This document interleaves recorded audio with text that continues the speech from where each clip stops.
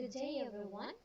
Today I will going to discuss about how to perform inventory of production materials.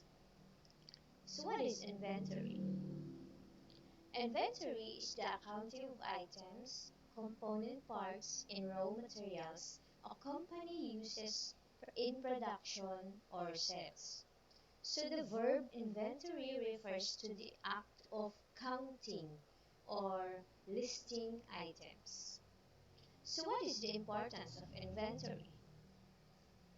As an entrepreneur, you must practice inventory management in order to ensure that you have enough stock in hand and to identify when there is a shortage. So one delicate task of an entrepreneur is to maintain an inventory control of goods and services. There must be an assurance that the owner will not run out of stock in the production phase of his business. These are much accounted for, from raw materials to the finished expected outputs.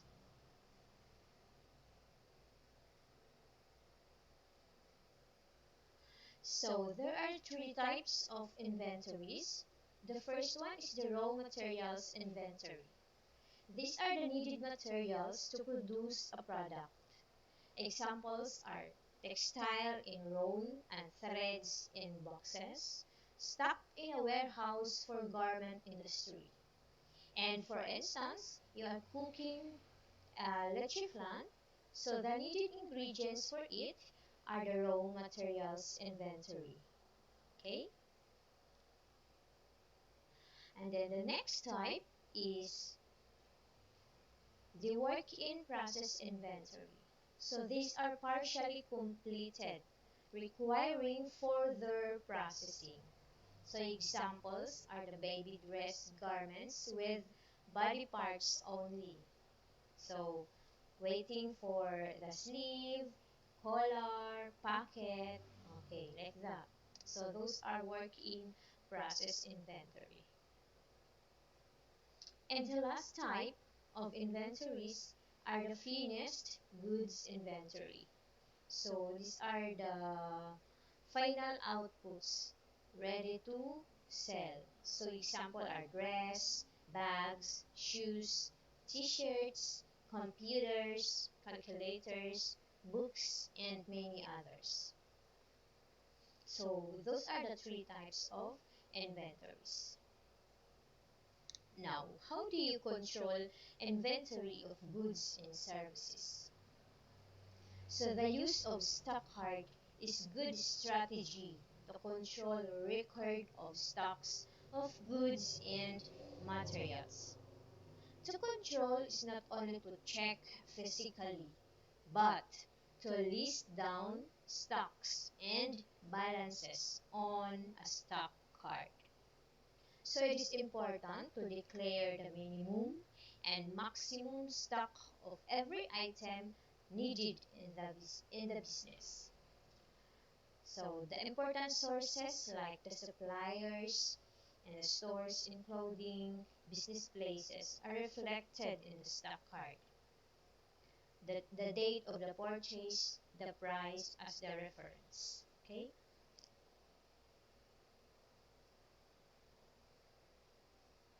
So this stock card would help an entrepreneur to know what, when, where, and how many items are to be purchased at a time to sustain the inventory of goods and services. Every stock card must be a reliable piece of reference. So all items received and used should be updated at all times.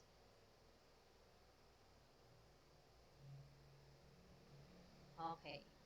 So reflected in this stock card, one is per item. So we have a stock, what we call stock card one. So in that card, per item or individual item is listed there in stock card one.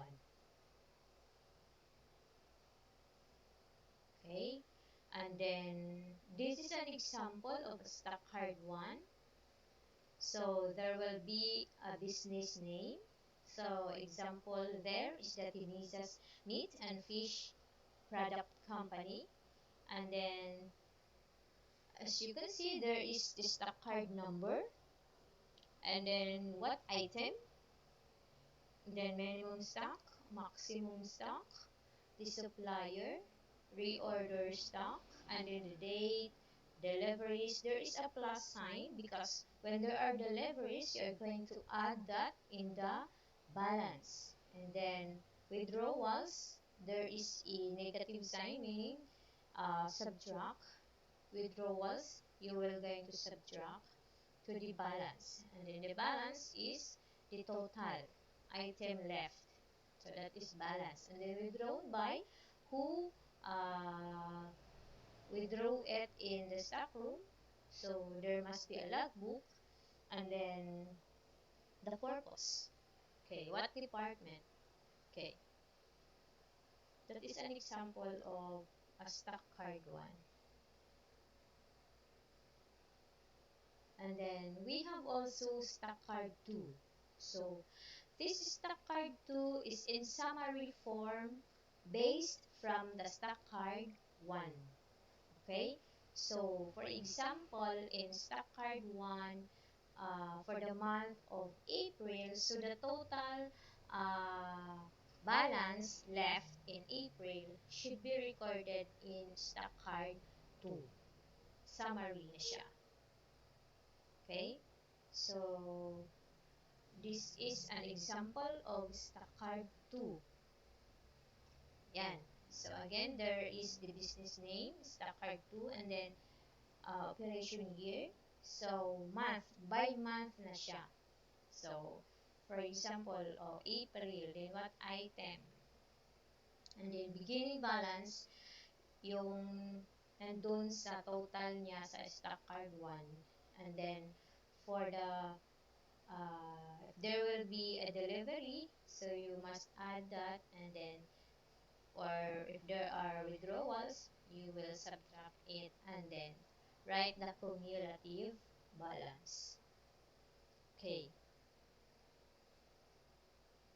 So this is an example of a filled out stock card 1. So as you can see, item reflected on this stock card 1 is a vegetable. Okay, and then the minimum stock is 3 bags, maximum is 25 bags. Okay, and then in the first transaction, there is a balance forwarded. Maybe this is the balance during April. So 20 bags. And then the transaction here start May 25. There is a withdrawals of 5 bags. So as I said, if withdrawals, you are going to subtract. So from the balance 20 minus 5, so the new balance now is 15. Okay, this one. Okay, and then the next date, May, anong date yan? The next day, there is a withdrawal of 8. Okay, so 8.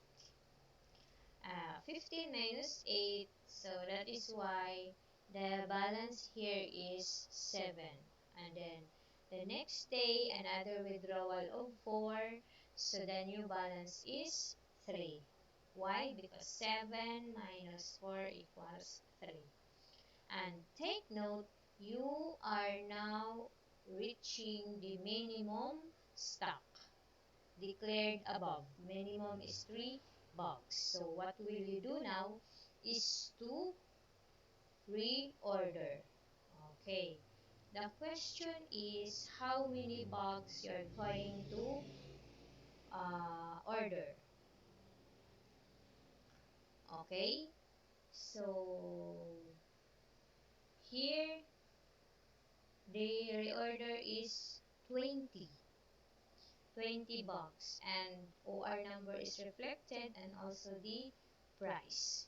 So the total balance now is 23 because 3 is the balance in previous date and add the delivery of from your order 20 bags. That is why there are 23 bags now as your new balance. And then here comes another day. There is a withdrawal of 5. So the new balance is 18. And then withdrawals of 16.